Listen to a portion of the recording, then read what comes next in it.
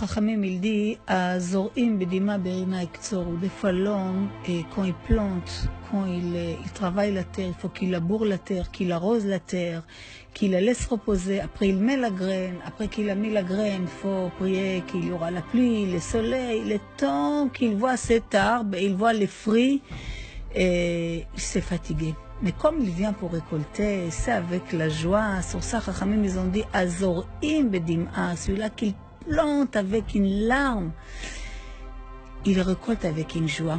Ça veut dire que voilà, maintenant, t'as investi sur quelque chose, t'as planté quelque chose, t'as souffert, c'était dur. Mais maintenant, voilà, les fruits, il est devant toi. Ça peut être dans l'éducation, ça peut être un travail sur soi-même, ça peut être pour un régime, ça peut être pour avoir un métier, ça peut être pour éduquer tes enfants, pour arrêter de fumer. Tout, c'est quelque chose que quand tu le plantes, c'est difficile.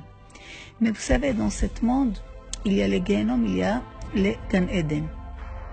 Si on appelle la plantation de bien Gan Eden, il y a aussi la plantation qu'on appelle Gehenom. Il y a des gens qui plantent avec une joie. Ça veut dire, maintenant, ils veulent faire la vie, ils veulent s'éclater. Ils ne vont pas réfléchir qui, quoi et comment. Eux, ils vont faire toutes les avérotes qui sont marquées dans la Torah. Ne fait pas, eux, ils vont faire. Par exemple, aujourd'hui, on est avant le fête de Saint-Sylvestre, mais les gens, ils l'appellent pas Saint-Sylvestre, ils appellent ça le Nouvel An. Donc, il n'y a pas de problème de fêter le Nouvel An. Tu oublies que tu es un juif, que tu as déjà passé Rosh Hashanah, Yom Kippour, déjà Hanouka, tu as passé, maintenant tu viens pour fêter le Nouvel An. Il faut savoir que c'est une plantation qu'elle s'appelle joie, mais c'est quelque chose qu'il donne après l'âme. Ça veut dire, l'homme, tout ce qu'il fait dans ce monde, il remplit deux vers. Il y a vers positif, vers négatif. Il a fait des mitzvot, il a rempli les vers positifs. Il a fait des averot, il a rempli des vers négatifs. Donc, à un moment ou à un autre, les vers se remplissent. Quand le bien il se remplit, les vers positifs se remplissent, l'homme il a plein de récompenses dans ce monde. Quand les vers itmal'as ato, les vers de averot, il se remplit, l'homme commence on fait les comptes avec lui. Vous savez, il y a une Mishnah qui dit, הפנקס פתוח, היד כותבת, כל הרוצה להלוות יבוא וילווה, והגבאים נפרעים מן האדם מדעתו ושלא בדעתו.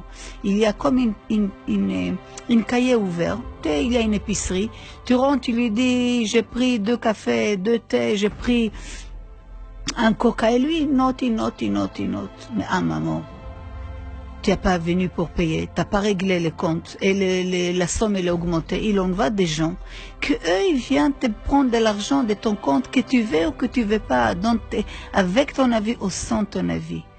Ça veut dire l'homme, il faut qu'il sache, dans la même manière qu'il y a les biens que tu plantes et tu as des fruits et tu es content, il y a tes actions que tu as plantées, des mauvaises actions avec ton manière de faire kiffer entre guillemets, sans réfléchir que tu es en train de faire des choses comme les goïms, que tu énerves Hachem, que tu te conduis comme un goï, que tu fais les choses qui sont rien à voir avec toi comme un juif. Ça veut dire que tu as oublié que tu es un juif. C'est quoi être un juif? Un juif, il nage contre courant. Vous savez, un poisson, quand il est vivant, il peut nager contre courant. Mais quand il est mort, il va avec les courants. Donc les juifs doivent savoir qu'il a une chova dans ce monde. Il a une obligation dans ce monde. Il ne le veut pas, il n'y a pas de problème. Fais ta vie. Mais sache une chose, comme le verre est rempli, ça va déborder. Là, on te demande des comptes. Et là, l'homme il commence à pleurer. Et pourquoi? Et qu'est-ce que... etc. Donc le problème c'est quoi? Que les Tzarara, il entoure tellement l'homme avec beaucoup d'informations que l'homme il n'arrive pas à faire un point avec lui-même et faire une stop et analyser sa conduite.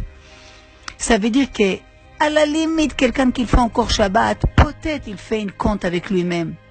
Mais celui-là qui ne fait même pas Shabbat, il n'a pas le temps d'analyser sa vie et voir que le verre commence à se remplir. Et Akadosh Baruch Hu t'aime tellement.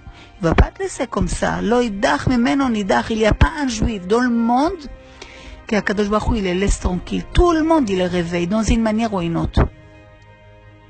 Une des choses qu'il se met en colère à Kadosh Baruch Hu, que l'homme il s'oublie complètement. C'est quoi sa chova dans ce monde? C'est quoi son obligation dans ce monde? Donc l'homme doit regarder, analyser et voir ses actions et pas laisser aller comme ces poissons qu'il va avec les courants.